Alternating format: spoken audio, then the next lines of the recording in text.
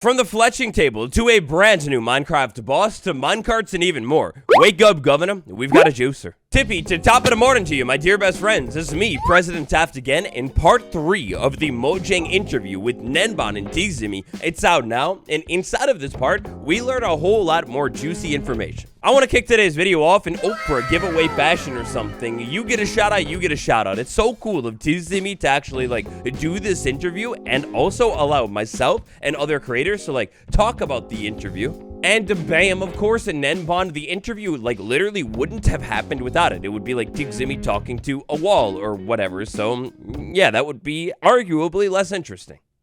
Now, a little bit of a recap here. This is the third part, the finale to a 3-part interview series. And part 1 and 2 of this interview series are both interesting, and they are both parts that we've actually already covered a couple of weeks ago. If you like the idea of diving into even more of this juicy interview, unpacking its contents, well, after this video, either check out the original interviews, or if you'd like, check out my recap. I'll leave a card on screen at some point in the video.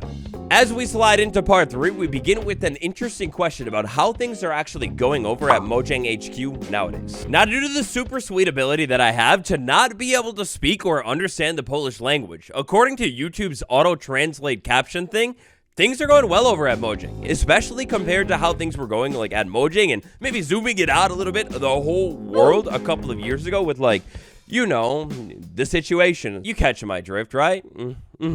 Now, directly following that, near the onset of this interview still, there are some really juicy questions, especially if you're curious what the day in the life of a Minecraft developer might be like, what maybe Gnembon's favorite biomes are, and just how Mojang actually takes on and takes in player feedback. I want to throw it in here real quick that Polish is great, it's really cool and all, but I am actually surprisingly not Polish. I'm actually recording this in the English language right now. I don't speak Polish. I'm using the auto-translate captions here, so my translations, well, it's Google's fault, okay? Next up, the Fletching table. So I don't even really honestly remember how to actually even craft this thing anymore. The Fletching table. It's pointless. What's going on with it? Tidzimi even brought up the interesting point that I completely forgot about in regards to the Fletching table, how, the initial changelog for the 1.14 Village and Pillage update, well, I don't know if they went back and changed it or whatever, but initially, the changelog had stated that the Fletching table would get its full use in the next major update. And in conclusion to that story, we all know how it goes. Of course, the Fletching table in the 1.16 Nether update, it got a use. What? Oh, maybe it was the update after that. Oh, no, not that. No, not that one. Oh, not that one. Yeah. Okay. Well, yeah. In a bit of really, really juicy information, I believe it was kind of stated or maybe asked by Tidzimi that was the idea to maybe create fireworks with this table, which is such a banger idea. I mean, still to this day, and I play Minecraft quite a bit here, but still to this day, I kind of usually get tripped up and, a little confused when it comes to, actually trying to craft fireworks. Now, following that up, Gnembon had answered something well, maybe that was an idea, and maybe there were ideas for the Fletching table at a certain point in time, but they ended up getting cut for various different reasons. Be it maybe time constraints, the lack of an ability to really flesh out a mechanic and get it acting good in-game, or whatever it be. Clearly, the use for the Fletching table was cut. Gnembon also answered, quite intriguingly, that when it comes to the Fletching table, the devs are just waiting for a good moment to actually implement its true functionality. The Fletching table is such an interesting block. What do you think it's going to be? I don't know about you. I haven't read the comments quite yet, but at least me, I still really think the Fletching table is tied to some sort of combat update, right? They've got to be waiting for a combat update or something at this point, right? To me, it's the only argument that makes sense for this thing's over half a decade delay. And fascinatingly, Tidzimi asked Gnembon about something that is all the rage at this point, right now, this moment in time. The old biome vote, mob vote losers. And Gnembon's answer right here, this is one of the juiciest answers in the whole interview. Be it from either some of the videos that I've cooked up for you or just other interviews that you've watched prior to this video right here. If you've ever watched an interview with any of the Minecraft devs, then you know there's this sort of almost mini language called DevSpeak or something. Because of the fact that the developers are under an NDA, quite often when asked an interesting question, because oftentimes the devs simply can't just reveal straight up a bunch of really juicy information, the answers end up looking like this meme template sometimes. crazily, at least to me, this kind of blows my mind, but when asked about the old biome vote losers and if they will get implemented, what does Gnembon say? When asked if the old biome losers will ever make it into the game, Gnembon's answer was yes, definitely, or something to that effect. Yes, definitely. What in the world are the devs cooking? That single answer right there is maybe the most sure answer that we've ever gotten on that topic, like, well, literally ever. Okay, this is weird. Whoever was giving these questions to Tidzimi must have access to my subconscious thoughts. I'm sure of it. Somebody must have shrunk down to the size of a mouse, crawled into my ear, plugged into my brain, and just, like, exported these questions. Like Charlie, I think about this stuff, like, all the time. A couple of years ago, on the Minecraft YouTube channel in a short, the idea of a new boss was heavily teased at. The question was, do the devs still have plans for a new Minecraft boss? After all, it's been like 13 years. So the answer here, Gnembon kind of said, well, the Warden's a little bit of a mini boss, right? And then tragically, it's all shifted to black and white because the answer must be sad or something. In classic dev speak fashion, Gnembon said yes, but also maybe no. On player feedback, an interesting answer from Gnembon. When asked if the devs actually see player feedback, for example, with the Pale Garden update or something, Gnembon said, well, yes, of course the devs actually see the player feedback, but there's a little bit of an internal system that feedback actually goes through. First up, it goes up to management or whatever. I'm not too sure exactly what Gnembon was referring to, but I assume this is maybe like higher up on the dev team or something like that. Then the devs will actually be able to use some of the built-in data things for a little bit of research. I believe that's like this telemetry stuff. Or if not that specifically, they can use whatever channel they've used in the past for like big events, kind of like they did after the Pale Garden drop. Shortly after the Garden Awakens drop, I don't know if anyone remembers this, but there was like the whole community challenge bit. These community challenges were like place a bunch of resin blocks and also get rid of a bunch of creaking. Well, through these community challenges, in some way, the devs can actually track what players are properly doing in the game and what the players are actually doing, like those stats and however they get them. Well, that's what they'll take a look at when researching feedback.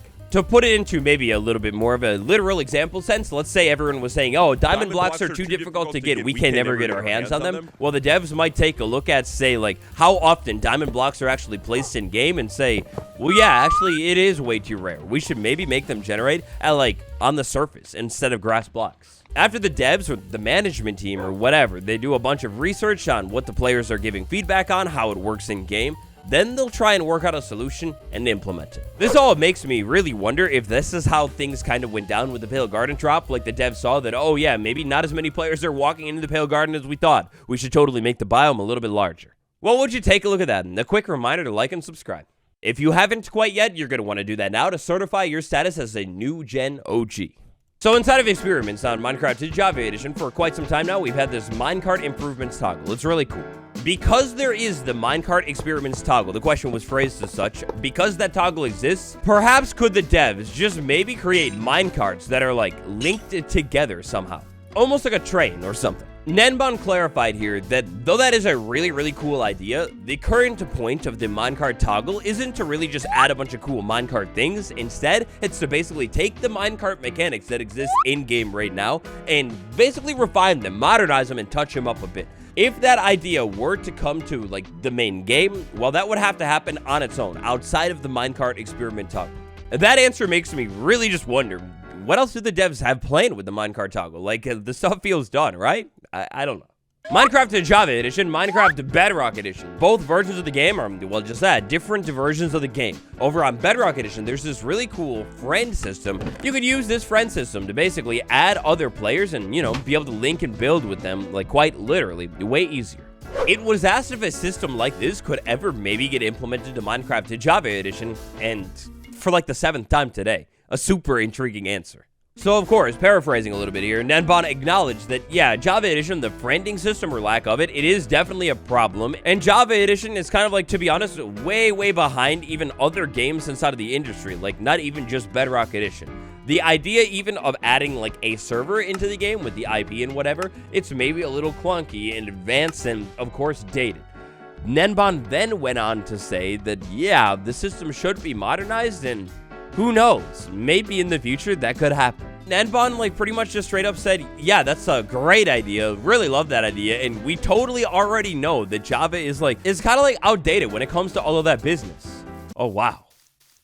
So the horse, it didn't always look like this, right? Like, I think at some point they updated the model, even if it was slightly. When asked why the horse and maybe other mobs inside of Minecraft that are already in the game, why they sometimes just receive a random model update, well, in the case of the horse, I believe Gnembon had answered something along the lines of, I'm not too sure in that specific instance because I wasn't at Mojang quite yet, but according to Gnembon, sometimes the devs feel that maybe a mob or something in the game isn't really Minecrafty enough, and so they go ahead and update the model, maybe making it a little bit more boxy or simplifying it or whatever in order to preserve that Minecraft feel. Now, inside of this interview, there was quite a bit of juice when it comes to old Minecraft lives and how things were done. Gnembon had kind of said what we already know when it comes to these old lives, and basically they would show off concepts that were like very much so just a concept. For example, the wild update with the fireflies. Of course, as probably we all know, the newer system is to basically only show off things that are almost fully done and like actually more closer to being in game. Inside of this interview, which I thought was really interesting, Gnembon clarified that, yeah, actually at past Minecraft Live, sometimes things that you would be seeing in-game, well, they were basically just all built by hand, and all of the shots are just, like, existing inside of this essentially, like, creative world that was all set up for the big show. Like in the old lives, they may not have had the whole, like, properly generating thing down quite yet, so some of it was just built. The spin-offs, like, at least to me, when I think of spin-offs and mobs, I think of Minecraft Earth and Minecraft Dungeons, but the spin-offs, these mobs. The question was, is there ever the chance that more things from the spin-offs, be it mobs or something, would actually get implemented into the vanilla Minecraft game as well? Our answer, surprise, surprise, super intriguing. Gnembon said straight up, well, yes, that could happen. And on top of that, the idea of implementing something that kind of already exists inside of the Minecraft universe, well, that would save time. Because a third of the time when it comes to coming up with a new mob is, well, coming up with the idea for a new mob or thing to get added to the game. If, for example, maybe say we already had the idea of redstone monstrosity existing inside of the Minecraft franchise somewhere, well, that idea, it already clearly exists, so you don't need to spend any of the time to come up with the idea. Instead, you just need to work on actually implementing it. If we were to use one word to sum up not only just this part of the interview, but all three parts in general, that word, it would be juicy. To wrap up our look at this fire interview series, the last question we'll talk about here, Tidzimi had the question for Gnembon of, is it hard to add features with the differences between both Java and Bedrock? Our answer was yes, sometimes it can be tricky, depending on what the feature is. Tidzimi followed that up with a follow-up question, how about some sort of migration tool or something like it? Gnembon then said, yeah, that's a really good idea, but right now they don't necessarily have anything like that. But then referring back to that thing that Agnes said that I always reference, the devs, they are working on tools to maybe help speed up development. So I guess maybe here's to hopefully sometime in the future, development speeding up even more. A huge shout out to Tidzimi, a huge shout out to Gnembon. I'm so sorry, Tidzimi, if I keep saying your name wrong. I'm sorry, I'm a fool, the clown, the circus. Everybody, thank you all for watching today's video. For more of the interview, check out the proper interviews themselves, or tap like, subscribe, and check out this video right now. It's been me, Waddles. Consider joining Members Club today for some cool benefits, and I'll see you all tomorrow. Goodbye.